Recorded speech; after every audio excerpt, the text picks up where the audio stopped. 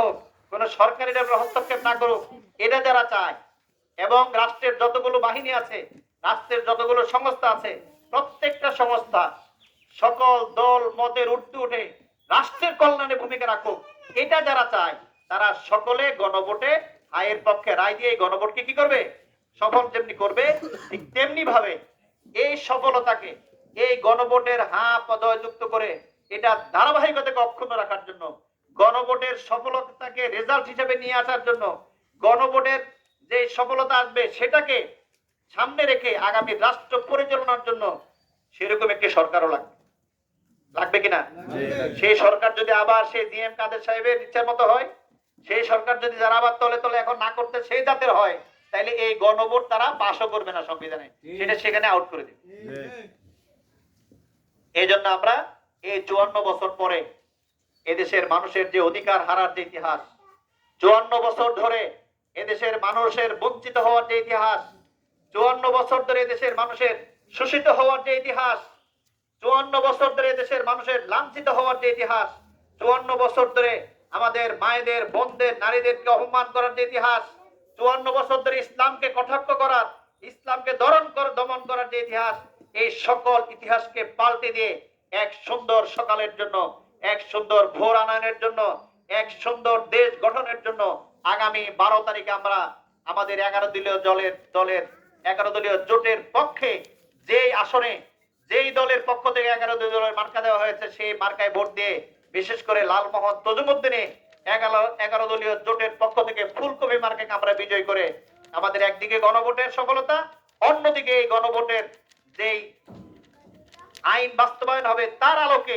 আগামী বাংলাদেশ গঠনের জন্য আমরা ভূমিকা পালন করবো ইনশাআল্লাহ।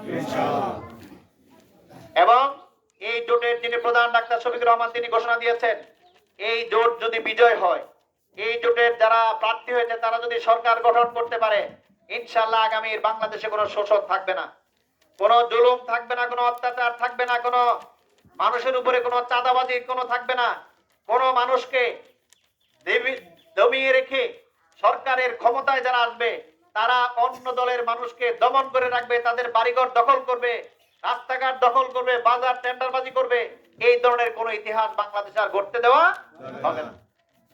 সকল মানুষ স্বাধীনভাবে, সুন্দরভাবে, দল মত নির্বিশেষে যিনি এই বাংলাদেশের নাগরিক, তিনি এই বাংলাদেশের, এই দেশের মালিকানা নিজে হাতে বুঝে পাবে এবং এই বাংলাদেশকে তার জায়গা থেকে ঐক্যবদ্ধভাবে বাংলাদেশকে এগিয়ে নিয়ে যাওয়ার জন্য তিনি তার জায়গা থেকে তিনি ভূমিকা পালন করতে পারবেন ইনশাআল্লাহ।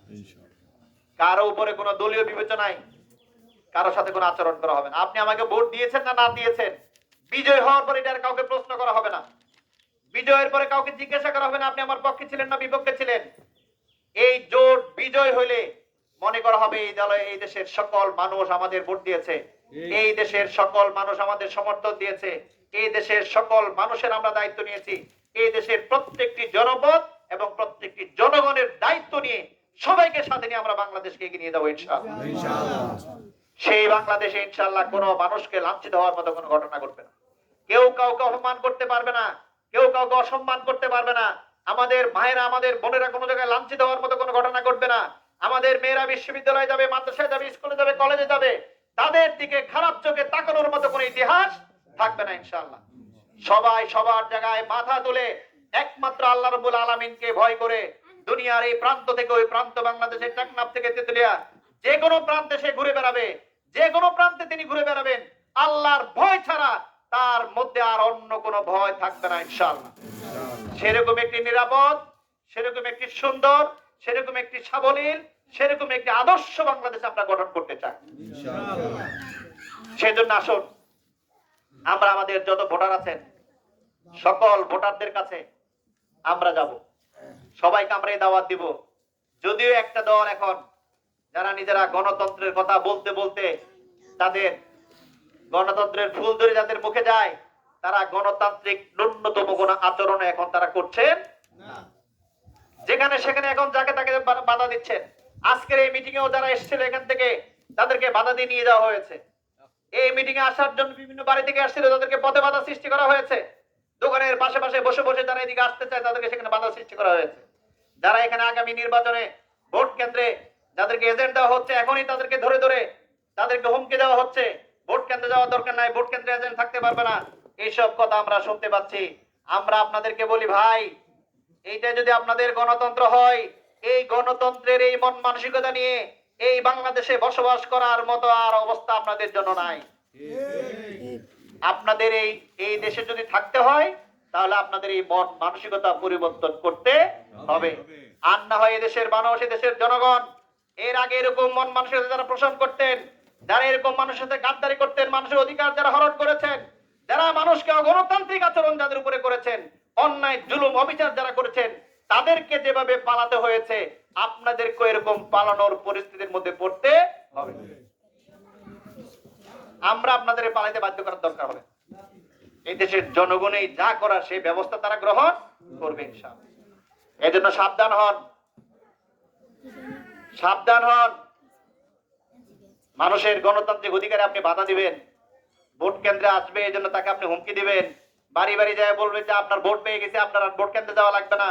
যে আচরণ গত 17-18 বছর অন্যরা করেছে, বাড়িতে যায় বলেছে আপনি কি আমাদেরকে ভোট দিবেন কিনা বলেন, যখন ভয়ের ঠেলে বলছে হ্যাঁ হ্যাঁ ভোট দিব, বলতে ঠিক আছে আপনার ভোট পেয়ে গেছে, আপনি ঘরে শুয়ে থাকেন। শুনছেন না আপনারা এগুলো?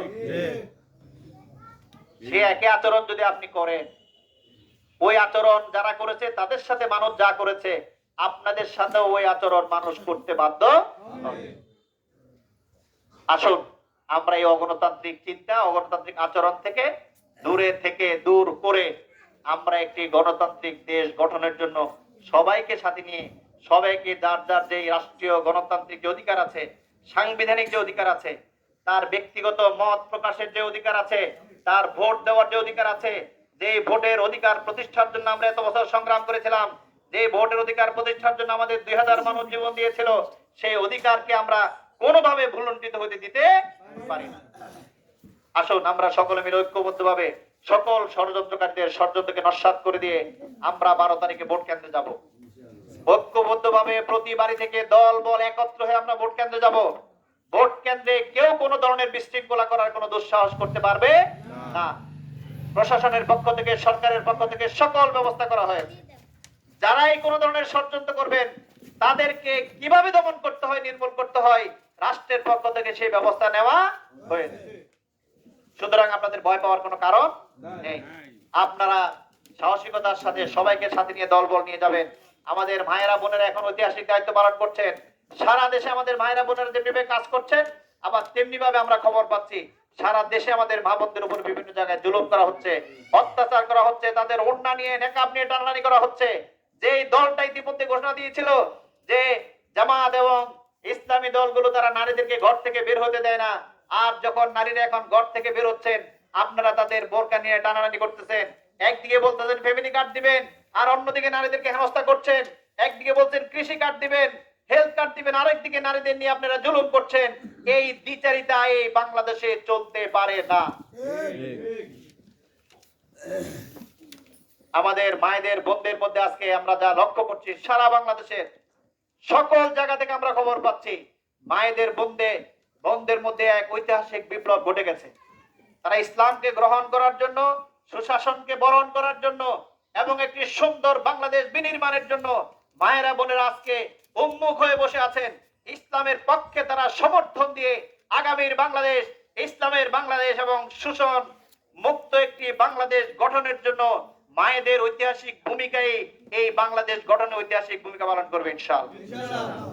আসুন আমরা আমাদের সবার জায়গা থেকে সব ধরনের জুলুম, অত্যাচার, নির্যাতন, নিপীড়নের বিরুদ্ধে দাঁত ভাঙ্গা জবাব দেওয়ার জন্য এক ঐতিহাসিক ব্যালট বিপ্লব গঠনের জন্য আগামী 12 তারিখ আমরা দল বেঁধে ঐক্যবদ্ধভাবে ভোট কেন্দ্রে যেয়ে ভোট দিয়ে ভোটের রেজাল্ট গণনা করে হাতে পাওয়া পর্যন্ত ভোট কেন্দ্র পাহারা দিয়ে আমরা অপেক্ষা করে ভোটের রেজাল্ট হাতে নিয়ে আমরা ঘরে ফিরবো ইনশাআল্লাহ। সে আহ্বান জানিয়ে আগামী 3 তারিখ আমাদের লালমোহন তজুমুদ্দিনের যে জনসভা সেটা হবে লালমোহনে। সেজন্য আপনাদেরকে দাওয়াত দিয়েছি। সেখানে জামাতের সম্মানিত নায়েব আমির অধ্যাপক মুজিবুর রহমান এবং বাংলাদেশ খেলাফত মজলিসের আমির আল্লামা মামুনুল হক, ডক্টর শফিকুল ইসলাম মাসুদ ভাই শিবিরের সাবেক কেন্দ্রীয় সভাপতি, আমাদের ঠিকই পারে বাউফলের যিনি এমপি প্রার্থী, তিনি আসবেন। তিনি এখন যুব সমাজের আইকন। এবং ছাত্র শিবিরের কেন্দ্রীয় সভাপতি আসবেন।